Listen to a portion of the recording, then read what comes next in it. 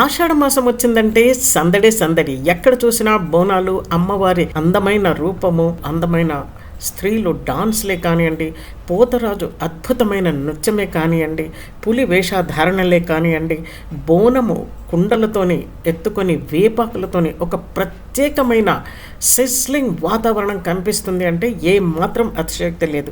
మరి అసలు ఈ బోనాలు ఎందుకు చేస్తారు? మరి ఈ బోనాల గురించి ఎన్నో రకాల ఆసక్తికరమైన విషయాలు, అంతేకాదండి అద్భుతమైన విషయాలు కూడా ఈరోజు మనం వీడియోలో చూద్దాం. Welcome to our Vaibhavi's creations my dear friends. ఇంతవరకు మీరు మన ఫ్యామిలీ మెంబర్ కాకపోతే బెల్ ఐకాన్ హిట్ చేసి తప్పకుండా సబ్స్క్రైబ్ చేసుకోండి. మరింకెందుకు ఆలస్యము, మరి ఈ బోనాల్లోకి వెళ్ళిపోదాం. ఇంత ఉత్సాహంగా పండగ వాతావరణంలో ఉండే ఈ ఆషాఢ మాసానికి చరిత్ర ఏంటి? అసలు ఈ బోనాలు అనేటివి ఎలా ప్రారంభమయ్యాయి? ఒక కథనం ప్రకారం చూసుకుంటే ఒకప్పుడు హైదరాబాద్లో కొన్ని ఏండ్ల క్రితము అంటువ్యాధులు వ్యాపించాయని, అప్పుడు ప్రజలందరూ అమ్మవారిని ప్రార్థిస్తూ మమ్మల్ని రక్షిస్తే ప్రతి సంవత్సరం మీకు బోనం సమర్పిస్తాము, బోనం ఇచ్చుకుంటాం అమ్మా అని మొక్కుకున్నారని, ఆ వ్యాధులు తగ్గిన తర్వాత అదే అలవాటు ప్రకారము ప్రతి ఏటా బోనాలు ఈ ఆషాఢ మాసంలో సమర్పించుకోవడం అనేది అలవాటైపోయింది. అదే ఇప్పుడు జరుగుతుంది అనేది ఒక కథనం ప్రకారం. మరి ఈ బోనం అంటే ఏంటి? అసలు ఈ బోనాలు అనే పేరు ఎలా వచ్చింది అనేది ఇప్పుడు చూద్దాం. బోనం అంటే చూడండి, అక్కడ ఎంతో అందంగా అలంకరించి ఉన్నటువంటి బోనం, అది అమ్మవారికి ప్రేమతో సమర్పించేటువంటి ఒక నైవేద్యం. అందులో ఏముంటుంది అని చాలామందికి తెలియదు. అసలు ఈ బోనం కుండలలో ఏముంటుంది అని అనుకుంటాము. అన్నము, బెల్లము, పాలు లేదా పెరుగు వంటి పదార్థాలతో చేసిన ఫుడ్ అనేది ఉంటుందన్నమాట అందులో, ఆ ఆహారం. దీన్ని పైన కుండకు కూడా పసుపు కుంకుమలతోని వేపాకులతోని అలంకరిస్తారు. ఈ వేపాకులు మనకు చాలా కనిపిస్తాయి ఈ జాతరలో, అమ్మవారి జాతరలో. కుండలకు పెట్టడమే కానివ్వండి, చేతుల్లో పట్టుకొని ఊగుతూ నడవడమే కానివ్వండి, వేప చెట్టు కింద ఉయ్యాలలు వేసుకొని ఊగడమే కానివ్వండి. మీరు చూస్తూనే ఉన్నారు, మన ఛానల్లో ఎన్నో షార్ట్స్ పెట్టాను నేను.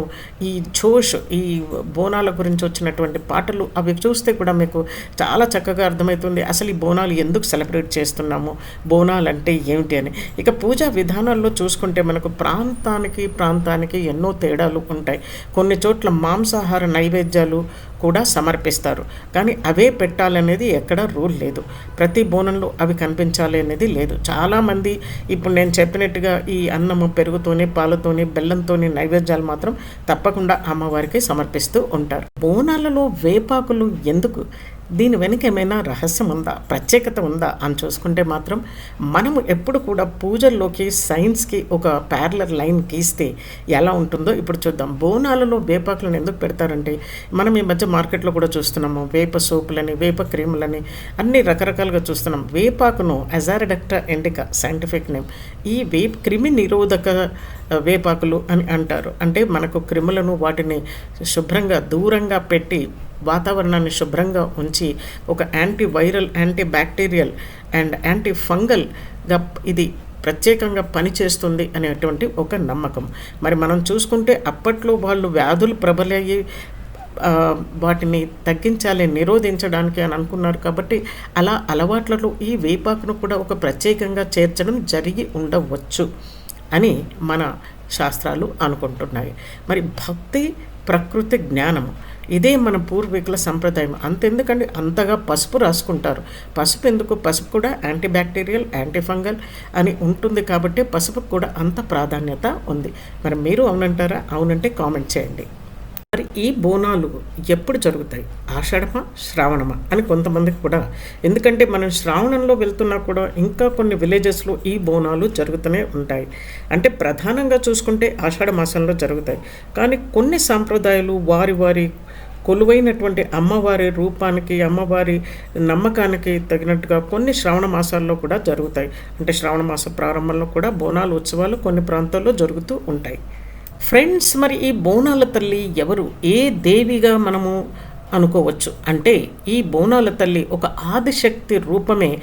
వివిధ పేర్లతోనే పిలువబడుతూ వివిధ ప్రాంతాలలో, తెలంగాణలోని వివిధ ప్రాంతాల్లో వివిధ పేర్లతోని ఈ అమ్మవారిని పూజిస్తూ ఉంటారు.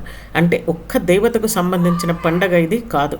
తెలంగాణలో ప్రాంతాన్ని బట్టి గ్రామ దేవతలను వేర్వేరు పేర్లతో ఆరాధిస్తారు. మనం చూస్తుంటాం రోడ్డుకు అటువైపున కూడా పచ్చని చక్కటి అలంకరణతోనే అమ్మవార్లు ఉంటారు. పోచమ్మ గుడి, మైసమ్మ గుడి, పాలేరమ్మ గుడి, మాలేరమ్మ గుడి అని రకరకాలుగా ఉంటాయి. అంటే ఇక్కడ ఏ పేరుతో పిలిచినా పెద్దమ్మైనా, పోలేరమ్మైనా, మైసమ్మైనా, ఎల్లమ్మైనా, మారెమ్మైనా, జోగులమ్మైనా, రేణుకా ఎల్లమ్మైనా కూడాను, ముత్యాలమ్మ, నూకాలమ్మ ఇలా రకరకాల పేర్లతో పిలుస్తారు. అది వారి వారి భావనను బట్టి, వారి వారి నమ్మకాన్ని బట్టి ఆ రూపాల్లో కొలుస్తారు. కానీ ఎవరైనా కూడా ఆ ఆదిశక్తి, పరాశక్తి అమ్మవారి రూపం మాత్రం ఖచ్చితంగా ఇవన్నీ పేర్లతోని పిలువబడుతుంది. మరి ఇప్పుడు మన ఛానల్లో కూడా నేను కొన్ని పాటలు పెట్టాను, 1 minute దాంట్లోనూ 10 seconds వీడియోస్ కొన్ని ఏఐతో రూపొందించబడినాయి. వాటిల్లో కూడా రకరకాల పేర్లు ఉన్నాయి. సో మీరు అవి కూడా ఎంజాయ్ చేస్తూ ఉండొచ్చు. దీంతో పాటు బోనాల జాతరలో పోతరాజుది ఒక ప్రత్యేకంగా చెప్పుకోవచ్చు. పోతరాజును యాక్చువల్గా అమ్మవారి సోదరుడిగా భావించే సంప్రదాయం ఉంది. ఆయన చాలా ఉత్సాహభరితమైన నృత్యంలో ఊరేగింపుటకు నాయకత్వం వహిస్తాడు. మనం చూస్తాం అతని చేతిలో ఒక కొరడ కూడా ఉంటుంది. అలాగే కొన్ని ప్రముఖ దేవాలయాల్లో రంగం, ఈ రంగం అనేది యూజువల్గా మనకు బోనాల చివరి దశలో జరుగుతూ ఉంటుంది. అంటే ఈ రంగము ఒక ఆధ్యాత్మిక సాంప్రదాయంగా జరుగుతుంది. అంటే దేవుడు పూనడము అని అంటాం, అమ్మవారు పూనడం అని. భక్తుల విశ్వాస ప్రకారము అమ్మవారు ఆవహించినప్పుడు ఒక వ్యక్తి వాళ్ళ ప్రజలకు శుభాశుభాలు ఏం జరుగుతాయి, ఎలాంటి జాగ్రత్తలు తీసుకోవాలి, ఏమి జరగబోతున్నాయి, దీన్నే వాళ్ళు ఒక భవిష్యవాణిగా, ఒక భవిష్యం చెప్పేటువంటిది, అంటే ముందు జరగబోయేది, ఫ్యూచర్ ప్రెడిక్షన్స్ గురించి చెబుతూ ఉంటారు. ఆధ్యాత్మిక సాంప్రదాయం మాత్రమే ఇది. అవే జరుగుతాయని మనం చెప్పలేము. ఇది వారి వారి నమ్మకాలను బట్టి ఉంటుంది. మరి ఈ బోనం ఎత్తడము ఒక స్త్రీలే చేస్తారా, లేక పురుషులు కూడా బోనం ఎత్తుతారా అంటే మనకు సాధారణంగా మహిళలు ఎక్కువగా కనపడతారు.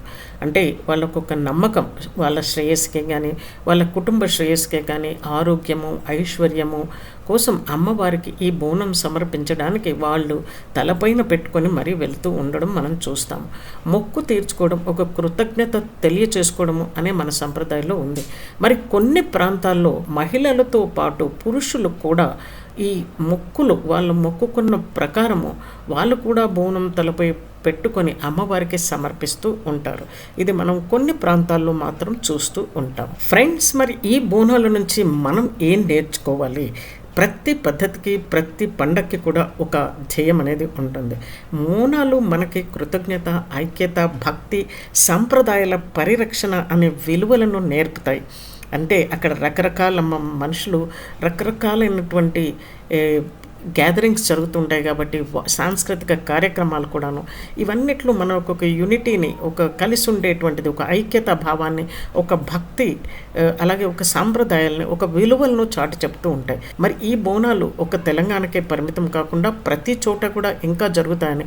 ఒకప్పుడు బతుకమ్మ పండుగ మన చోటనే చేసుకునేవాళ్ళు, కానీ ఇప్పుడు దాన్ని అమెరికా, ఆస్ట్రేలియా, ఇంగ్లాండ్ ప్రతి చోట కూడా బతుకమ్మ పండుగలు జరుగుతున్నాయి. నేను ఈ మధ్య చూశాను, మన ఇంగ్లాండ్లో కూడా బోనాలు జరుపుకున్నారు అక్కడ అని. మరి ఇవి ఒక్క ప్రాంతానికే పరిమితం కాకుండా భక్తి, శ్రద్ధ, నమ్మకం అనేవి ఎక్కడ ఉంటే అక్కడ ప్రతి పండుగను జరుపుకుంటూనే ఉంటారు. సో అలాగే ఈ బోనాలు ఇంకా దేశ విదేశాలు కూడా వ్యాప్తి చెందాలని, అందరూ కూడా దీనిలోని ప్రత్యేకతను తెలుసుకొని అమ్మవారిని పూజించాలని ఆశిద్దాం. అలాగే మీరు బోనం ఎత్తారా? ఏ ప్రాంతంలో ఉంటున్నారు? మీరు ఈ వీడియోని ఎక్కడి నుంచి చూస్తున్నారు? మీరు చేసుకున్నారా? ఎలా చేశారు అనేది మాత్రం తప్పకుండా కామెంట్ చేయండి మై డియర్ ఫ్రెండ్స్. ఈ బోనాల సందర్భంగా అమ్మవారి ఆశీస్సులు మీ అందరిపై ఉండాలని మనసారా కోరుకుంటున్నాను. జై బోనాల తల్లి, జై జై బోనాల తల్లి.